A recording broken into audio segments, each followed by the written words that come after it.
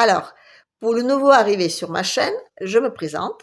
Je suis une Russe qui vit en France depuis 37 ans, donc on peut dire un peu que je suis presque une Française, et puis donc qui vit à Paris. Et là, en ce moment, je me trouve à Moscou. Voilà, donc c'est mon petit retour là dans mon passé et dans mon présent, enfin, qui n'est pas un retour, mais enfin bref.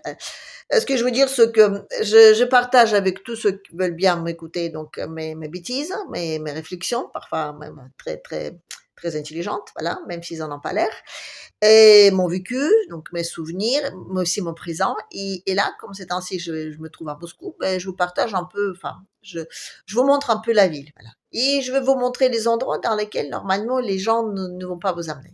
Donc, il y a les autres blogueurs qui se trouvent donc sur YouTube, et qui se trouvent donc, sur YouTube et à Moscou en même temps, voilà. Eux, ils vont montrer des choses plutôt touristiques. Moi, je vais vous amener dans les endroits que normalement personne ne va. Je vais vous amener dans un très grand magasin. Ça s'appelle Детский Мир. C'est un très grand magasin pour les enfants. C'est le monde d'enfants. Et pour moi, c'est un peu un pèlerinage. Voilà. C'est un magasin, je me rappelle très bien quand j'étais toute petite, c'est là que j'achetais donc tous les vêtements, enfin qu'on m'achetait donc tous mes vêtements, enfin, les jouets, les chaussures et les chaussures. C'est un souvenir très lointain mais que je gardais dans ma tête qui était absolument génial. Donc, quand j'achetais des chaussures dans ce magasin, il y avait, il y avait donc un grand, je sais pas, comment on appelle ça, c'est quand les mannequins défilent là, les espèces de plateaux comme ça très haut, voilà, donc avec des petites chaises au milieu. Donc il y avait les parents d'un côté, les vendeuses de l'autre, il y avait donc des chaussures qui étaient derrière. Donc les parents, elles indiquaient les chaussures qu'ils voulaient donc faire essayer à l'enfant. Et l'enfant était assis donc au milieu là, comme sur un petit piédestal comme ça, sur une petite chaise. Et donc et les vendeuses ou la maman, donc vous essayez les petites chaussures. Et c'était génial parce que je veux dire, assis comme ça très haut, je veux dire, je me sentais une Cendrillon, voilà. Non, c'est vrai, je veux dire, j'étais toute petite hein, pour qu'on me mette donc sur ce piédestal là pour me faire essayer donc les chaussures. Je pense que j'étais toute petite, mais je me rappelle très bien de ça parce que pour moi c'était le moment, c'était fantastique. Non, j'adorais ça, donc peu importe qu'on achète ces chaussures ou pas, le fait d'être là comme ça, assis sur mon petit siège comme ça et puis qu'on me essaye les chaussures, c'était génial. Enfin bref. Donc je vous montre le magasin dans lequel je suis allée et je vous le montre déjà à l'extérieur.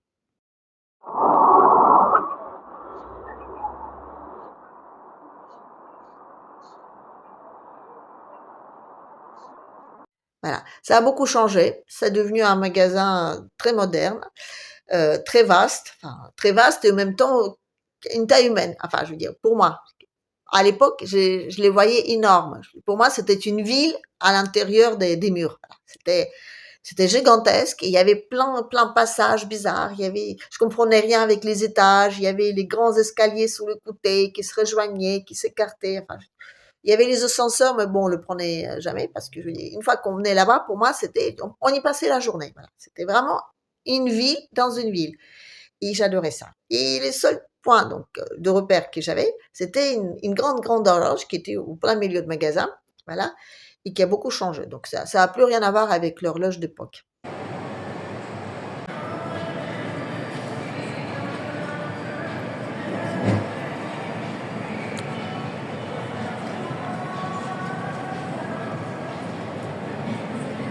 Tout comme à l'époque, dans ce magasin, on achète des vêtements avec les marques que vous allez bien reconnaître là.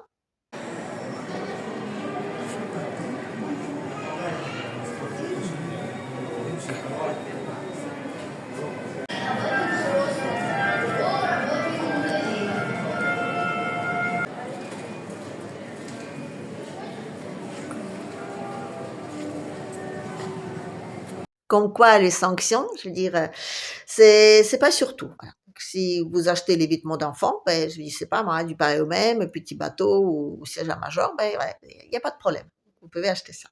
Et pour les jouets, ça c'est la même chose. On peut acheter des Lego déjà, donc non seulement on peut les acheter, mais on peut aussi aller jouer. Donc dans ce magasin, il y a beaucoup d'emplacements où les enfants peuvent venir jouer. Donc il y a une grande salle où on peut jouer au Lego.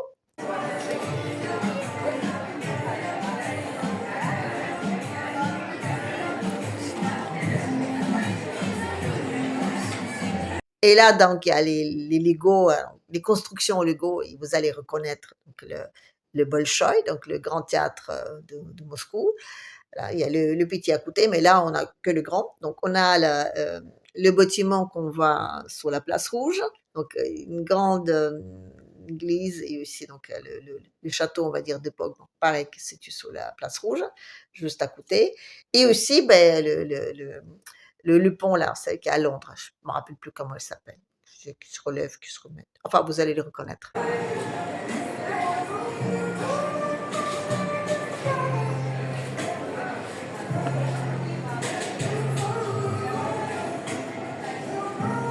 Donc, vous voyez, on trouve autant de Lego, enfin, je veux dire, voire même plus qu'en Occident. Donc, si vous avez peur de dire, oh là là, je vais déménager à Moscou et je vais manquer de Lego, cool, je dis, ah, les Lego, il y en a. Il y a aussi des barrameurs, enfin, il y a tout. Il y a tous les jouets qu'on trouve en Occident, on trouve ici, mais en plus, on trouve de jouets qu'on ne trouve pas en Occident. Et il y a aussi donc comment on appelle ça, des Hello Kitty, voilà. Vous pouvez même manger des gâteaux faits à l'effigie de cette petite, je sais pas comment on appelle ça, de ce petit chat, je dirais, absolument ridicule. Bref. Vous pouvez également vous restaurer sur place. Il y a pas mal de restaurants divers et variés. Donc, il y a des pizzerias, par exemple. Et si vous montez tout là-haut, donc il y a plusieurs fast-food. Commencez par Burger King, qui, je ne sais pas pourquoi, il est toujours sur place. Le McDo, bon, hein, c'est parti, mais les Burger King, il est toujours là.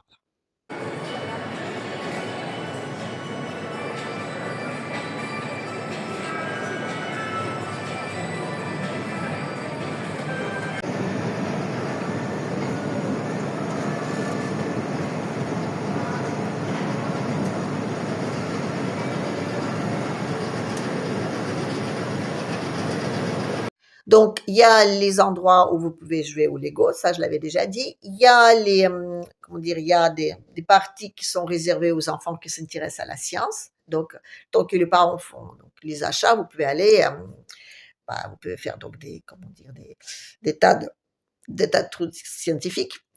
Vous pouvez aussi passer du temps à jouer avec des lunettes 3D, là, je ne sais plus comment on appelle ça. Donc, vous pouvez même réserver tout un après-midi avec les copains, ou vous avez d'autres endroits où vous pouvez faire d'autres jeux. Donc, il y a plusieurs parties, il y a donc des endroits réservés à jeux.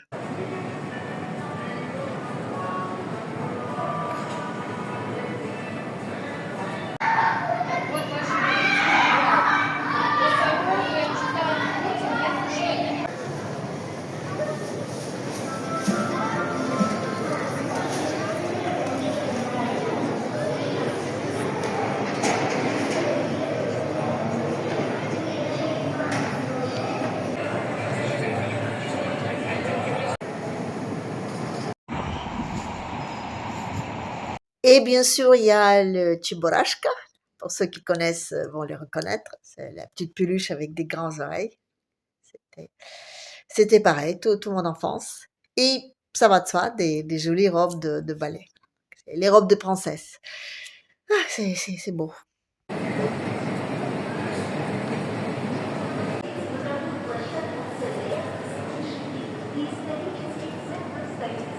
Et comme bientôt c'est la nouvelle année, on va décorer les sapins. Les sapins. Donc à Moscou, enfin en Russie, c'est une fête la plus importante de l'année.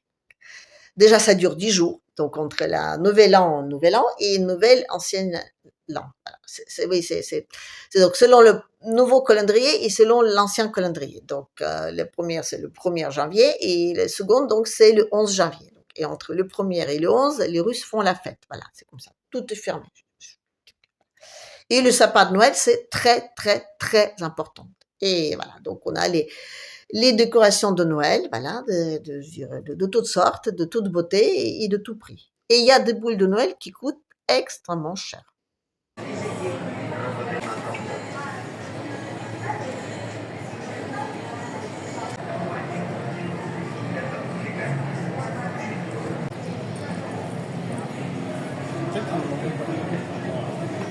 Non, j'ai payé 100 € pour 3 boules de Noël, c'est pas, 3 décorations de Noël, c'est vrai que c'est un peu cher. Et d'autres qui coûtent par une pièce, donc entre 50 et 60 €. Non, ben d'accord, d'accord, c'est des boules de collection, mais quand même, j'ai trouvé que c'était un peu abusé. D'autant plus que, vous voyez, quand je suis allée au cinéma, j'ai payé ma place 4 €. Donc, j'ai allé à 19h30 et j'ai payé ma place de cinéma 4,10 €. Et si je serais allée le matin, j'aurais payé 1,50 €. Donc, vous voyez, les cinémas, c'est vraiment pas cher. Et d'ailleurs, ça me fait rigoler parce que j'ai vu une autre, donc, une Française à Moscou maintenant, voilà. Il vient d'une petite ville de Provence et il a expliqué que la ville de Paris, pardon, je dis la ville de Moscou, c'est énorme, c'est énorme, énorme, et qu'on peut très facilement s'y perdre et que c'est très cher, voilà. Il dit qu'il faut au moins 20 000 € par an pour, je veux dire, au moins, pour y vivre. Bon, je pense pas du tout qu'on vit dans la même ville parce que là, je dirais, bon, si on n'achète pas des boules de Noël, je dis à 50 € pièce, ça va. Mais le cinéma, c'est très raisonnable. Et là, donc, j'ai pris une place pour aller voir le casse-noisette. Bon, écoutez, bah, j'ai pris une bonne place, hein, donc je suis dans le parterre, enfin, je dirais, je suis bien assise, d'accord? Et je l'ai payé 60 €. C'est pas excessif, je trouve que pour un balai, c'est pas excessif. Voyez. Et comme je vous ai déjà montré donc mon plein supermarché, voilà, je veux dire, j'en ai pour 80 ou 100 € par semaine. Donc, en mangeant bien, attention, je me prive rien, je m'achète du saumon, des fruits exotiques, tout ça. Donc, vous voyez, c'est pas très excessif. Alors, je sais pas comment elle arrive à 20 000 € par an. Enfin, ouais. Bon, allez, un petit coup sur les jeux de Noël.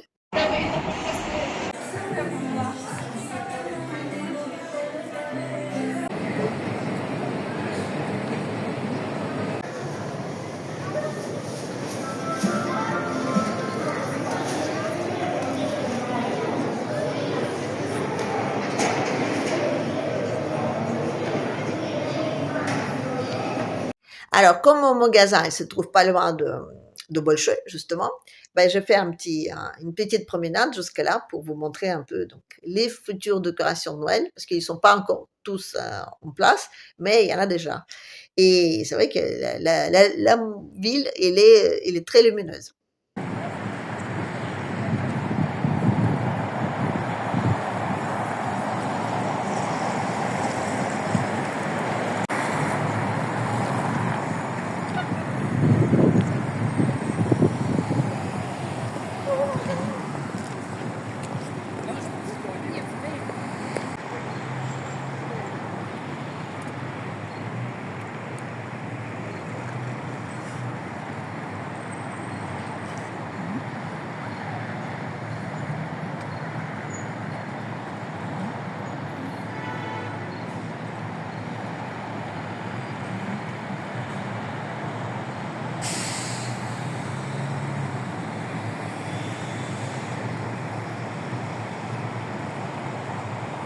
Donc là, on est devant le Bolchoï et vous allez voir un truc assez rigolo. Regardez bien sur le grand sapin de Noël, le nom qui est écrit donc sous les grosses boules de Noël. Regardez bien.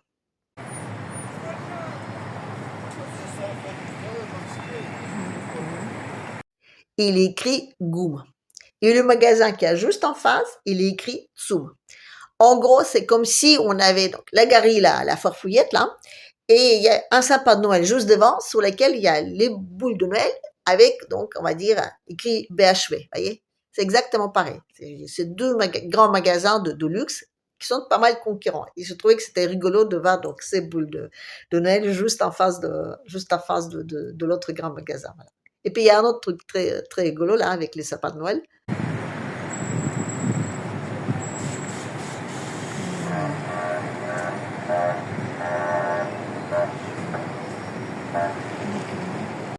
Vous avez vu à quel point ils sont richement décorés, ces sapins? Oui, oui, vous avez un parc avec plein de sapins, avec plein de décorations dessus. Quand on connaît les prix de décoration, enfin, bon, d'accord, c'est des décorations on va dire, de collection. Mais enfin, quand même. Je veux dire, c'est pas rien non plus, là, sous les sapins, voilà. Et c'est juste, on tend de la main et on peut servir tout ce qu'on veut, voilà. Et ils sont tous sur place. C'est pas surveillé du tout, donc c'est tout sur place et voilà. Après, il y a peut-être des caméras sur chaque sapin, hein. Tout le monde sait que c'est une ville policière, hein, peut-être. Mais je trouvais que c'était très sympa. Et non, je me suis pas laissé tenter. Non, non, non. Je l'ai regardé, je l'ai tripoté, voilà. Donc, j'ai pris les jeux, je regardais comment ils étaient et je les ai laissés sur place. Et oui, j'étais très tentée. Oui, c'est comme ça. Vous avez vu, les rues, il y a pas de neige. En centre de Moscou, il y a pas de neige du tout. En revanche, si on sort un petit peu, je veux dire, dans les quartiers dits dortoirs, là, il y a que la neige est tombée et c'est très sympa. J'adore la neige parce que dans la journée, ça fait une lumière assez, je veux dire, le blanc, ça reflète la lumière et c'est très lumineux. Surtout qu'il y a beaucoup, beaucoup de jours où le ciel est bleu et c'est très, très chouette. Et quand la nuit, la neige tombe avec les gros, gros flacons comme ça, avec la lumière donc des réverbères qui se reflètent dedans, c'est assez merveilleux. C'est féerique. J'adorais ça quand j'étais petite. Je me mettais donc au-dessus de réverbères et j'ai regardé la neige briller et c'est vraiment, c'est magique. C'est magique, c'est magique, c'est magique.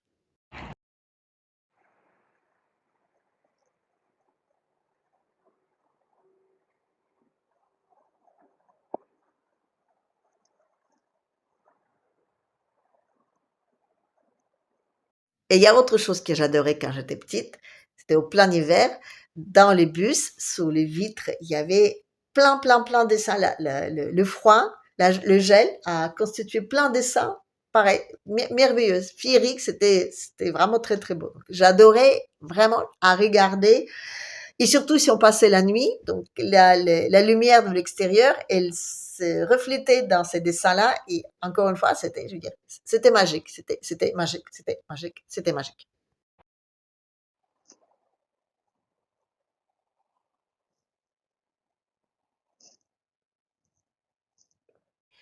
Bon, la neige, elle tombe pas beaucoup ces temps-ci et elle a une tendance de fondre un peu dans les journées. Alors quand il fond, ça fait une espèce de flaque, enfin, ça fait une espèce de neige molle qui gèle la nuit et ça fait du verglas, mais alors, ouf.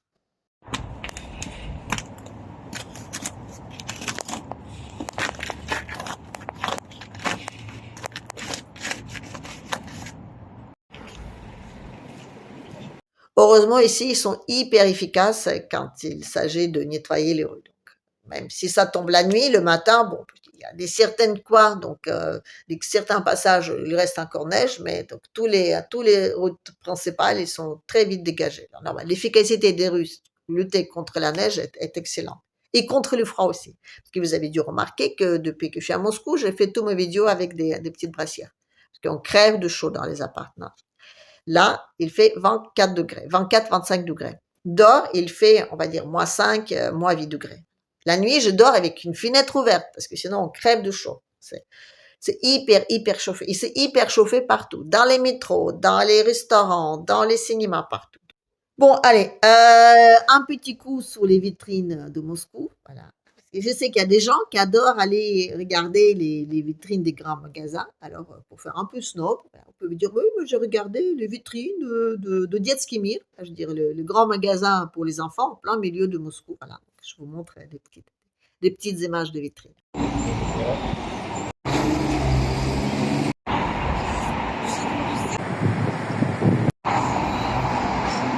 Et dans les dernières, donc c'est une maison, c'est la maison donc de Baba Yaga. Donc, Baba Yaga, ça veut dire une sorcière ou une guérisseuse, enfin une vieille dame qui était amoureuse d'un type qui était donc éternel, enfin je dirais, on dit cocher, enfin, je veux dire, c'est un espèce de comment dire, un espèce de sorcier maléfique. Pour le tuer, ah, c'est tout un parcours absolument, je veux dire, horrible. Je sais pas, il faut trouver un espèce de coffre. Dans les coffres, je sais pas, il y a un lapin. Tu tues le lapin, il y a un oiseau qui sort. Tu attrapes l'oiseau, il y a un œuf qui tombe. Tu ouvres l'œuf, il y a une aiguille dedans. Donc, c'est le moment où tu casses l'aiguille que lui, il mord. Bref. Et donc, cette vieille, elle est amoureuse de lui, mais lui, il veut toujours se trouver une princesse. Et donc, elle est jamais contente. Et il vit dans une maison qui se trouve bah, dans le foyer, voilà. Et cette maison est là, il est posé sur les pattes de poulet, voilà. Et elle se retourne, elle peut même marcher, plus se déplacer, tout ça. Et Baba Yaga aussi, c'est le nom de drones, des drones ukrainiens, très, très puissants, très forts comme ça, qui vont aller bombarder la Russie, voilà. Et donc, j'ai aussi une image de la vieille, je veux dire, de la statue de la vieille, et aussi une image d'une autre, comment dire, une image vivante de cette Baba Yaga devant sa maison.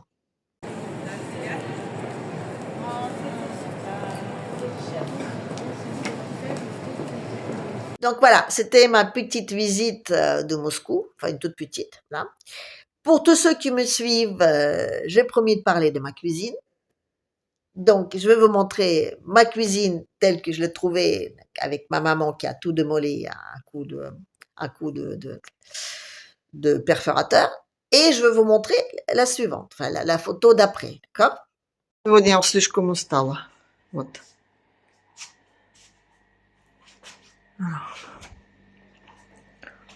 А ты такая деловая? Ну да.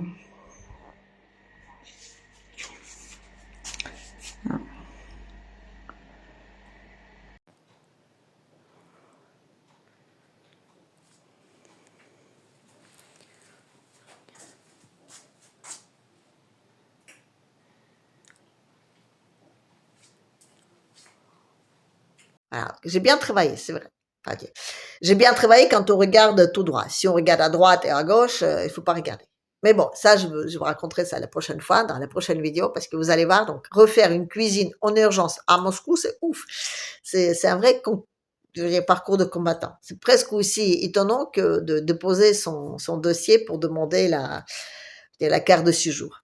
Oui, c'était presque aussi rigolo. Vous savez, là, j'ai une vidéo donc, où j'explique tout mon parcours de combattant aussi, et c'est là où je vous avais parlé que la personne qui me prenait les empreintes, donc des doigts et des paumes de main, s'est mise à lire mes lignes de main. C'était assez rigolo, c'était ahurissant. Un truc comme ça ne peut arriver qu'en Russie. Voilà. Donc, ma cuisine, c'était à peu près au même niveau. Mais ça, ce sera pour la prochaine vidéo. Et là, en attendant, ben, je vous dis, allez, à la prochaine.